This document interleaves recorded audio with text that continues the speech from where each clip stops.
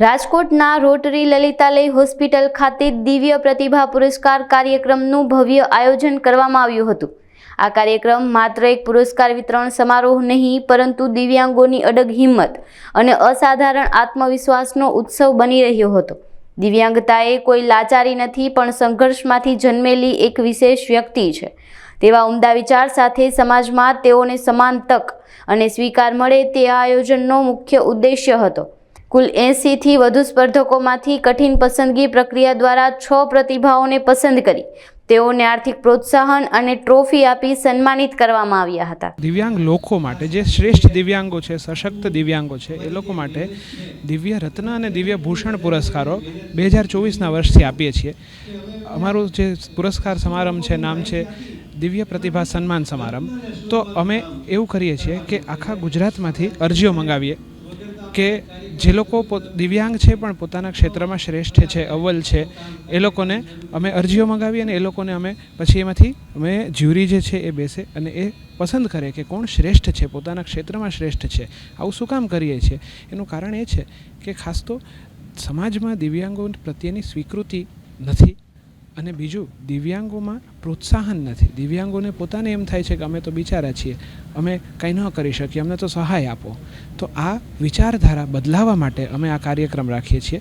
આ વર્ષે અમે કુલ 6 દિવ્યાંગોને પુરસ્કાર આપવા જઈ રહ્યા છીએ। 3 દિવ્યાંગોને દિવ્ય રત્ન પુરસ્કાર, જે લોકોને 11,000 રૂપિયા પુરસ્કાર રાશિ મળશે, અને 3 દિવ્યાંગોને દિવ્ય ભૂષણ પુરસ્કાર, જેને 4,000 રૂપિયા પુરસ્કાર રાશિ મળશે। તો 2 દિવ્યાંગો છે એ અમદાવાદથી આવ્યા છે, 1 ધોરાજીના છે અને 3 રાજકોટના છે।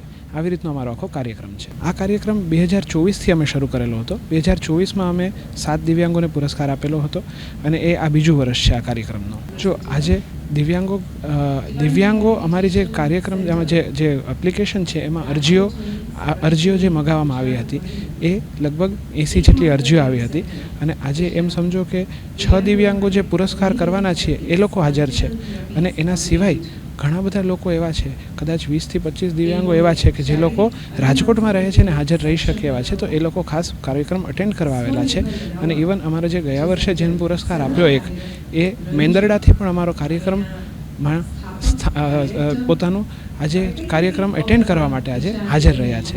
જો લોકોને સંદેશો તો બહુ એવી રીતના આપવાનો મેઇન સંદેશો એવો છે કે પહેલી વસ્તુ કે દિવ્યાંગો બિચારા નથી, દિવ્યાંગો પણ સશક્ત છે। આ એક વિચાર લોકોને મળે અને બીજો કે લોકો સમાજ છે એ દિવ્યાંગોને પણ સમાન હક આપે અને સમાન નજરે જોવે। બસ આ 2 મેઇન કારણ છે અને 2 મેઇન સંદેશ છે જે અમે લોકોને આપવા માંગીએ છીએ। કાર્યક્રમમાં ઉપસ્થિત મહાનુભાવોએ દિવ્યાંગોના જીવન સંઘર્ષને બિરદાવતા જણાવ્યું હતું કે આ પ્રકારના આયોજનોથી તેઓમાં આત્મનિર્ભર બનવાની નવી ઉર્જાનો સંચાર થાય છે। મુખ્ય મહેમાન ડૉક્ટર દર્શિતા શાહ અને શૈલેષ અકપરિયાએ પોતાના વક્તવ્ય દ્વારા દિવ્યાંગોને જીવનના દરેક ક્ષેત્રમાં આગળ વધવા પ્રેરણા આપી હતી। વર્ષ 2024માં પણ 7 દિવ્યાંગોને સન્માનિત કરાયા હતા, જે પરંપરા જાળવી રાખીને આ વર્ષે પણ અમદાવાદ, રાજકોટ અને ધોરાજીના વિજેતાઓને પોતાની સિદ્ધિઓ દ્વારા સમાજને નવી રાહ ચીંધી છે। આજે દિવ્ય પ્રતિભા સન્માન સમારોહ કાર્યક્રમનું આયોજન ડૉક્ટર વિભાકર વજરાજાની સાહેબ અને એમના પરિવાર દ્વારા કરવામાં આવ્યું છે। દિવ્યાંગોમાં રહેલી પ્રતિભા બહાર આવે, એમને આદર, સન્માન અને સ્થાન આપી શકાય એ માટે એક ખૂબ સંવેદનાસભર કાર્યક્રમના માધ્યમથી 6 શ્રેષ્ઠ દિવ્યાંગોને આ સન્માનિત કરવામાં આવે છે। ત્યારે હું સર્વેને ખૂબ ખૂબ અભિનંદન સાથે શુભેચ્છા આપું છું અને વધુને વધુ દિવ્યાંગોમાં રહેલી પ્રતિભાઓ બહાર આવે અને આપણે એને ઉચ્ચ સન્માન આપી શકીએ એવી શુભકામના પાઠવું છું। દિવ્યાંગ એટલે એમની સાથે સંવેદના નહીં, પરંતુ એક લાગણી સાથે જોડાવાનો આ સર્વ સમાજની આ ફરજ છે અને એ સમાજની આ ફરજના ભાગરૂપે જ આ કાર્યક્રમ કરી અને તમામને પ્રોત્સાહિત કરવામાં આવ્યા છે। હું ડૉક્ટર વિભાકર વજરાજાની બોલું છું। ડિવાઇન રિહેબિલિટેશન સેન્ટર રાજકોટ દ્વારા આ કાર્યક્રમનું આયોજન કરવામાં આવેલ છે। તેમાં દિવ્ય પ્રતિભાઓ, જે લોકો દિવ્યાંગ છે એમાં પણ જે લોકો સર્વોત્તમ કામ કરે છે એવા પ્રતિભાઓનું સન્માન કરીને આજે અમે એમને એવોર્ડ આપી રહ્યા છીએ।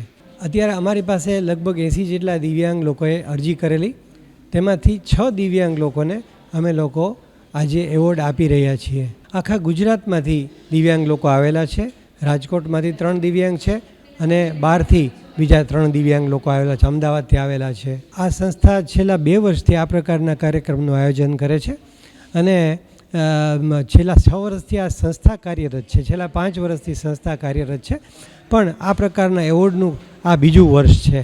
રાજકોટવાસીઓને સંદેશો એ જ આપવાનો છે કે દિવ્ય પ્રતિભા, દિવ્યાંગ લોકોને જુદી રીતે જોવાની બદલે તે લોકોમાં રહેલી શક્તિને બહાર લાવીને એ લોકોનો વિકાસ થાય, આત્મનિર્ભર થાય અને માનભેર જીવી શકે સમાજમાં, અને સમાજના દરેક લોકોની જેમ એ પણ સમાજનો એક ભાગ છે એમ જીવે, એવો એક સંદેશો અમે સમાજને આપવા જઈ રહ્યા છીએ.